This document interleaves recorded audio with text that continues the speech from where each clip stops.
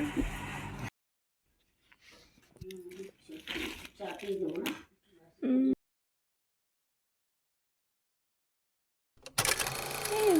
Good morning. আমি Tonni and welcome to my channel world of Tonni. আমার নতুন একটা ভিডিওতে নতুন দিনে অনেক অনেক ওয়েলকাম জানিয়ে আজকের ভিডিওটি শুরু করছি।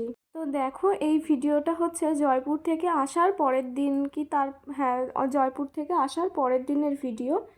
তো সকালবেলা উঠেই বাবু বলল চাউমিন খাবে, আর আমার বাবু মানে আমার শ্বশুর মশাই কিন্তু চাউমিন খেতে খুবই ভালোবাসে, আর বাড়িতে করা চাউমিন আরও বেশি ভালোবাসে। দোকানের জিনিস বাবু সেরকম পছন্দ করে না, কেননা দোকানের জিনিসে ওই তেল মশলা একটু বেশি বেশি পরিমাণ থাকে, তো হয়তো কোনো কোনো দোকানে অনেক নষ্ট জিনিস দিয়েও ইউজ করা হয়। তো সেই কারণে বাবু ওই সব দোকানের জিনিস পছন্দ করে না। খায় আমাদের চাপে, কিন্তু মন থেকে খায় না, একটুখানি খেয়ে ফেলে দেয়। তো তাই দেখো, আসার পরের দিনই বাবু বলল যে চাউমিন করতে। তো সকাল সকাল আমি কোমরে ওড়না বেঁধে, মানে আমি তো শাড়ি বাড়িতে পরি না, তো কোমরেও বাঁধিনি, ওড়নাটা গলার উপরে দিয়ে রেখেছি। আর এই টাইমটায় তখন হালকা শীত ছিল, সেই কারণে স্টল দেওয়া। তো দেখো, আমি এখন চাউমিনটা করছি, আর এদিকে মামুনি আবার ফ্রেশ হয়ে এলো। মামুনি বলল যে আমাকে চাটা গরম করে দে, তো তাই চাটা করে দিচ্ছিলাম। আগেরই করা ছিল, তো সেটা গরম করলাম। তো এবার আমি মামুনিকে চাটা দিয়ে আসবো। তো দেখো, আমার কিন্তু ডিম টিম সব চাউমিনের মধ্যে দেওয়া হয়ে গেছে ফ্রাই করে, এবার শুধু ওইগুলো করলে হয়ে যায়। তো দেখতে থাকো চাউমিনটা করি। হ্যাঁ, রেসিপি শেয়ার করছি না, এমনি নর্মালি দেখাচ্ছি যে চাউমিন রান্না হচ্ছে, তাই আর কি। আর আমার মনে হয় চাউমিন রান্না করতে এখন সবাই পড়ে। তো যাই হোক, মজার ব্যাপার কি বলো তো, এই যে আমার হাতে যে সয়া সসগুলো আর হচ্ছে চিলি সস দেখতে পাচ্ছ, তো এগুলো মামনিকে আমি বলেছিলাম যে এখানকার বাজারে সেরকমভাবে পাওয়া যায় না। মানে আমরা গেছিলাম কিনতে, কিন্তু পাইনি। তো তারপরে মামনিকে বললাম যে তুমি নিয়ে এসো সয়া সসটা আর চিলি সস, কিছু কিছু জিনিস আনিয়েছিলাম আমার রান্নাবান্নার জন্য। তো সয়া সস আর চিলি সস দিয়ে তো রান্নাটা করলাম, মানে চাউমিনটা করলাম। তো দেখতেও ভালো হয়েছে, খেতেও মোটামুটি ঠিক আছে। তো আমার বরের ছাড়া আর কারোর এই চাউমিনটা পছন্দ হয়নি, মানে আমারও পছন্দ হয়নি। তো চিলি সস সয়া সস বাদ দিয়েই নর্মাল টমেটো সস দিয়েই আমরা চাউমিন করি, পাস্তা করি, সব কিছুই করি। তো আজকে হঠাৎ করে চিলি সস আর সয়া সস দেওয়ার কারণে না একটু স্বাদটা অন্যরকম হয়েছে, যেটা আর কি দোকানের মতো হয়েছে। নর্মাল যেসব 5 স্টার দোকান ওইগুলোতে না, কিন্তু 5 স্টার হোটেল আর কি, ভালো ভালো যে রেস্টুরেন্টগুলো ওই রকম হয়নি। তো তার থেকে একটু লোয়েস্ট যে দোকানগুলো হয় না রাস্তার পাশে, তো ওই রকম হয়েছে। তো তারপর সবাই একটু একটুখানি খেয়েছে, মন রাখার জন্য খেয়েই যাচ্ছে। তারপরে না আমি বুঝতে পেরেছি যে ভালো লাগছে না, এবার আমি নাকশিট করছিলাম যে কেমন হয়েছে আজকে, ভালো হয়নি।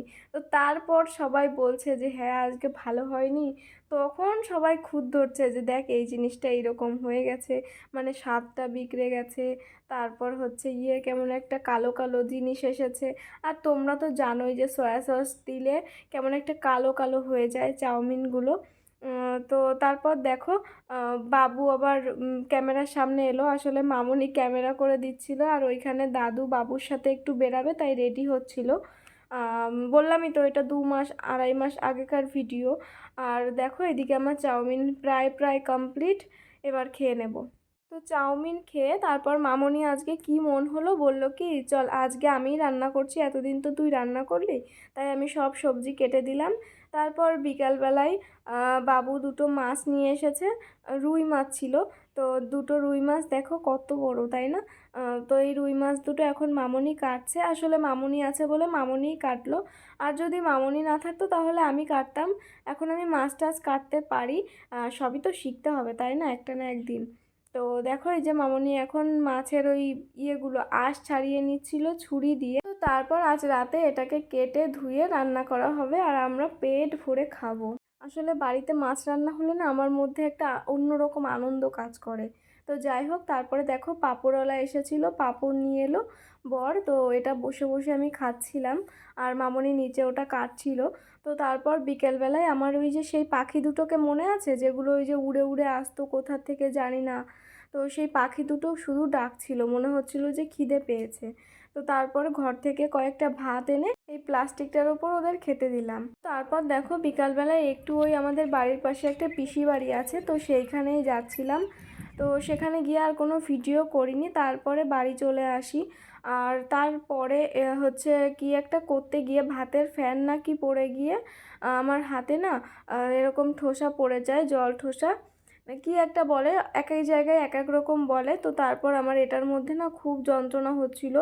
দুটো আঙুল তোমরা ভালো করে দেখলে বুঝতে পারবে পুরো ফুলে জল ভরে কি অবস্থা হয়ে গেছে।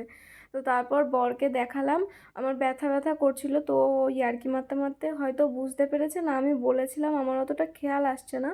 তো তারপরে ওই ইঞ্জেকশনের যে ইয়েটা হয় না, ওটা দিয়ে আমাকে ফুটো করে জল বের করে একটুখানি ঠিকঠাক করে দিচ্ছিল, ঠেসে ঠেসে জল বের করে দিচ্ছিল।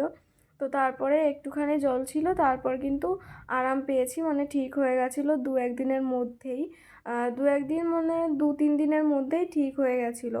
আর ও আমাকে বারবার বলছিল যে দাও দাও, আর আমার এত ব্যথা লাগছিল বের করার সময়, দেখবে জলটা বের করার সময় না হালকা ব্যথা করে। তো ও আস্তে আস্তেই প্রেস দিয়ে ইয়ে করছিল, জল বের করছিল, কিন্তু আমার কেমন একটা ব্যথা করছিল, যন্ত্রণা করছিল। আর আমি শুধু নড়ছিলাম বলে ও আমাকে বকাঝকা করছিল। তো যাই হোক, এটা পরে ঠিক হয়ে যায়।